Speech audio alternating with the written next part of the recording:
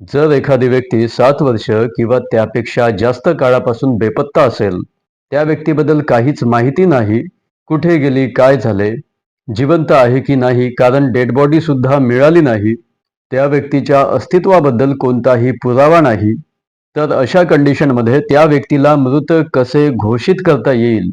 त्या व्यक्तीला कोण मृत घोषित करू शकेल? न्यूजपेपरमध्ये मृत घोषित केले तरी चालेल का? यासंबंधी कोर्ट काय प्रतिक्रिया देईल? एक माणूस तब्बल 22 वर्ष बेपत्ता आहे, कुटुंब वाट पाहत आहे. अशा कंडिशनमध्ये कोर्ट म्हणू शकते की तो अजून जिवंत असू शकतो. ती व्यक्ती बेपत्ता असल्यामुळे वारसा मिळत नाही, विमा सुद्धा मिळत नाही, कारण संबंधित व्यक्तीचे डेथ सर्टिफिकेटच तुमच्याकडे नाही. त्या व्यक्तीचा मृतदेह न सापडता मृत्यू कसा काय मान्य केला जाऊ शकतो? तर अशा कंडिशनमध्ये तुम्ही काय करायला पाहिजे? कोर्टाचा याबद्दल काय निकष आहे? कायदा काय म्हणतो? माहिती करून घेऊया या अत्यंत महत्त्वाच्या व्हिडिओमध्ये.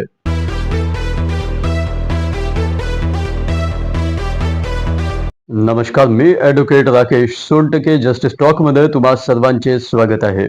बोरिवलीतील एका व्यक्तीचे वडील तब्बल 22 वर्ष झाले बेपत्ता होते. पोलिसात तक्रार दिली, वर्तमानपत्रामध्ये जाहिराती सुद्धा देण्यात आला, तसेच या व्यतिरिक्त सुद्धा प्रयत्न करण्यात आले, परंतु काहीच निष्पन्न झाले नाही.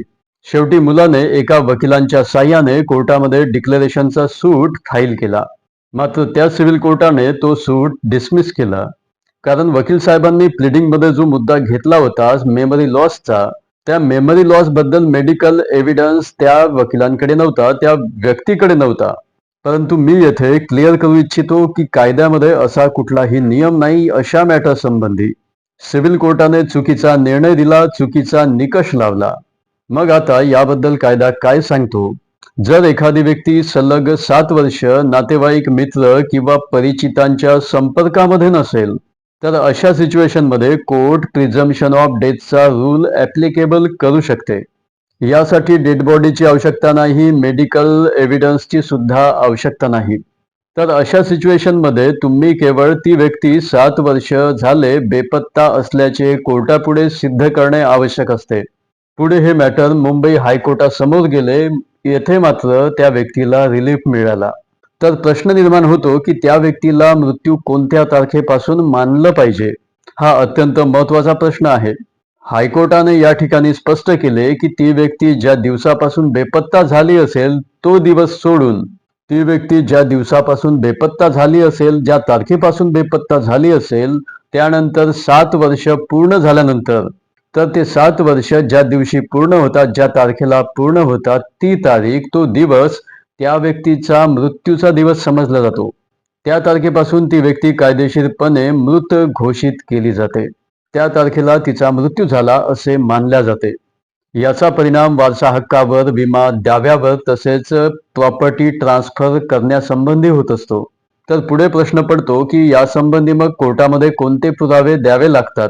तर अशा मॅटरमध्ये पोलीस स्टेशनला दिलेली त्या व्यक्तीबद्दल मिसिंग रिपोर्ट, वर्तमानपत्रामध्ये दिलेल्या जाहिराती आणि त्या व्यक्तीशी संबंधित शासकीय कागदपत्रांचा न झालेला वापर, त्याचबरोबर नातेवाईकांचे शपथपत्र इत्यादी पुरावे सफिशियंट आहेत.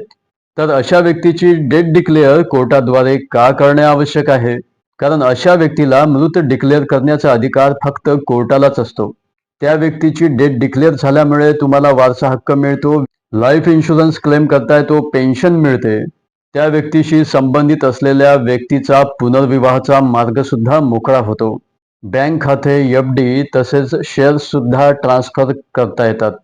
परंतु तुम्ही याकरिता ती व्यक्ती बेपत्ता झाल्याबरोबर पोलीस मिसिंग रिपोर्ट देणे आवश्यक आहे, वर्तमानपत्रामध्ये जाहिराती सुद्धा देणे आवश्यक आहे व ती सर्व कागदपत्रे जपून ठेवल्यानंतर 7 वर्षानंतर त्या व्यक्तीसंबंधी डेथ डिक्लेरेशनचा सूट फाईल करणे आवश्यक आहे.